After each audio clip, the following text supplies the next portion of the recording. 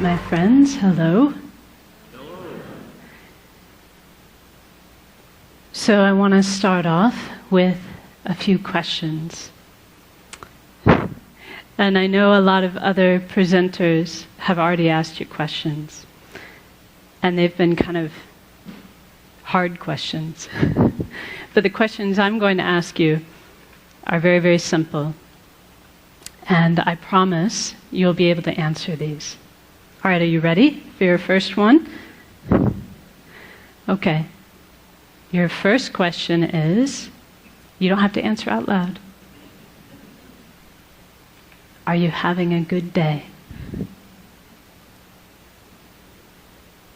Okay, you got your answer? All right. My second question for you is, why? If you're having a good day, why are you having a good day? Or if you're having a bad day, why are you having a bad day?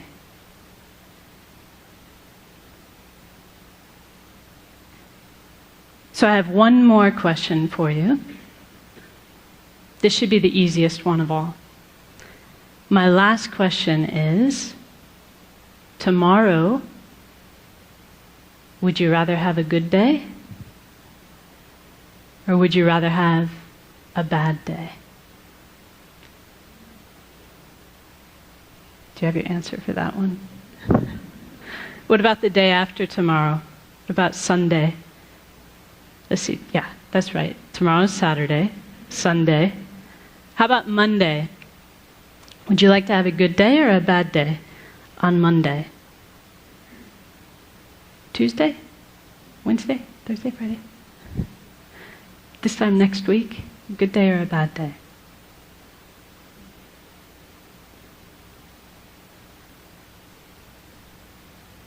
So that last question, like I said, is probably the easiest one for us to answer. Because we know the answer to that, don't we? We want to have a good day, every day. Did anyone in the room answer, yes, I want to have a bad day on Monday? Of course not. We all want to have a good day, every day.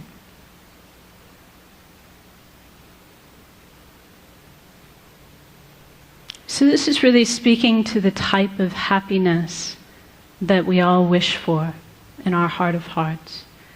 We have a good day when we are happy. And we want to be happy every day. There's never a day when we don't want to be happy. But whether or not we have good days or bad days really depends upon how we answered the second question. Do you remember the second question? What was the second question? Why? Why am I having a good day? Why am I having a bad day? So one thing that my teacher says, his name is Gen Kelsang Nyema, and he says that much of the time our mind is like a balloon in the wind, blown here and there by external circumstances. Do you know that feeling? He says when things are going well, when they're going our way, we feel happy. But then if something goes wrong,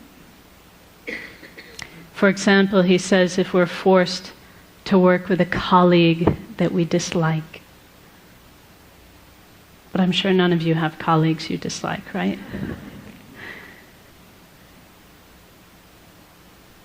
He says if we're forced to work with someone we dislike, or if something doesn't go our way, then our happy feeling disappears.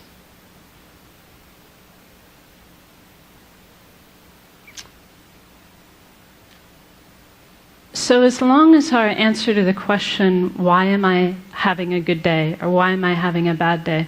Because, this is a question people ask us, like maybe when you get home today, someone will go, well, so how was that TED thing? Did you have a good day? And we'll say, yeah, I did. There was this lady, and she talked to us about how we need to be compassionate towards former inmates, and there was this performer who did this awesome beatboxing thing with his mouth, and this person and that person. As long as our reasons for why we had a good day are a list of external conditions, then we're not going to have the stable happiness that we all want. Does that make sense to you?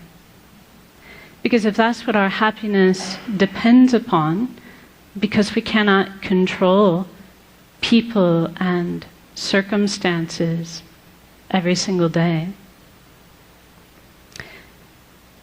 then our happiness will be in the hands of others, won't it? It'll be at the whim of our circumstances. So if you really wish to have a good day every day, we've got 2 things we need to do. So the first thing that we need to do is we need to stop outsourcing our happiness and outsourcing our unhappiness onto people and circumstances. In other words, we need to stop attributing our happiness to what's going on externally. And we need to stop blaming others, especially blaming others, for our unhappiness. So for as long as we do that, as long as we're making it the job of people and circumstances to make us happy, or as long as we're making it their fault when we're unhappy, our happiness will be very unstable and elusive. Our second job is to actively cultivate a source of peace and a source of happiness coming from inside our own mind. So here's something I want you to commit to memory. Are you ready? This is another line from one of my teacher's books where he says, happiness and unhappiness are states of mind, and therefore their real causes cannot be found outside the mind. So if we have a peaceful state of mind, we will be happy regardless of people and circumstances. If our mind is unpeaceful or agitated, then even if we have very good circumstances, we'll find it impossible to be happy.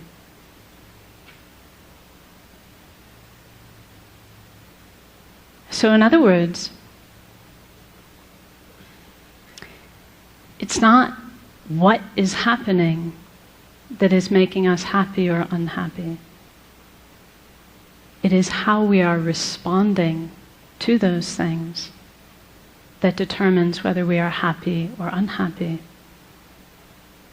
It is what our state of mind is like that determines our happiness or our unhappiness. So how are we going to do this? So we can all understand this. Like intellectually, it's not rocket science, is it? It's not hard to understand. And maybe to a certain extent, as I tell you these things, you're like, yeah, I knew that already. I knew that already. But how do we actually do it? How do we actually cultivate this stable peace of mind that we can rely upon regardless of the external circumstances? So this is really where meditation comes into play. And I would say I would need a whole other TED Talk, hint, hint, in order to really do the subject of meditation justice. But for our purposes today, we can say that meditation is a mental action. It's the mental action of concentrating on a peaceful, positive state of mind. If we do that, if we concentrate on a peaceful, positive state of mind, then we can say we're meditating. Whether that's like this, right? See, actually, you don't know if I'm meditating or not, because I could be thinking about my grocery list.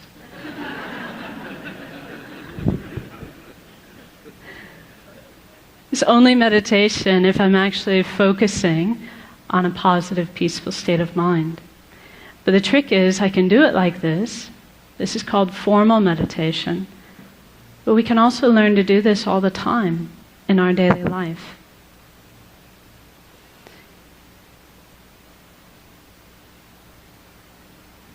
So see, here's a perfect opportunity. We concentrate on a mind of patience. We're not disturbed, not unhappy.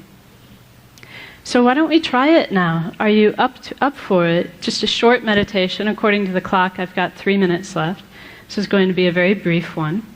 But let's actually try it. Let's try to tap into our own potential for a peaceful, positive state of mind.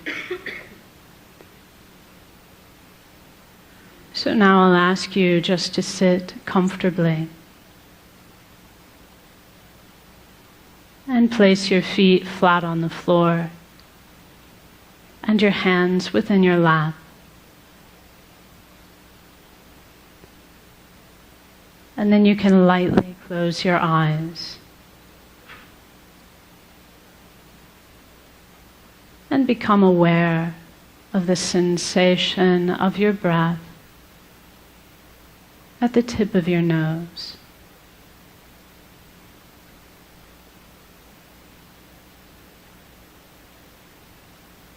And as you breathe out, you can imagine you are breathing out any agitation, any mental busyness,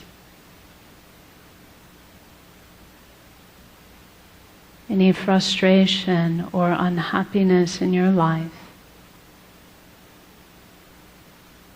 Breathing it all out like dark smoke.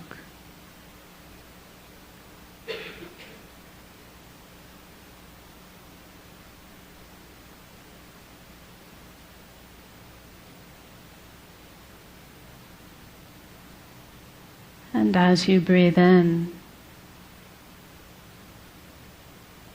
you can imagine and believe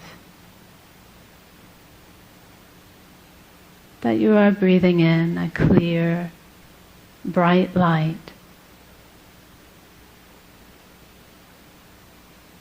which is the very nature of inner peace.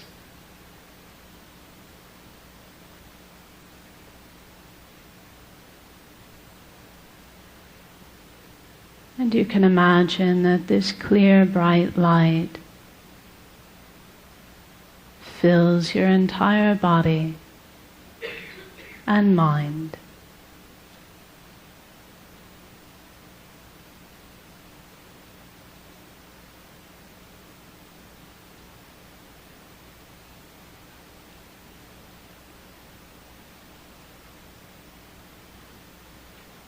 And for a few seconds, simply enjoy this inner peace coming from within.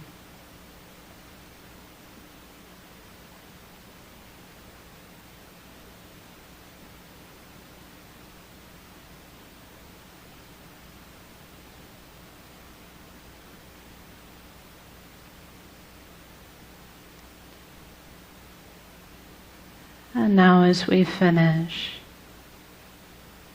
just be determined to bring this inner peace with you into the rest of your day to benefit yourself and others. So now we rise from meditation. Thank you very much.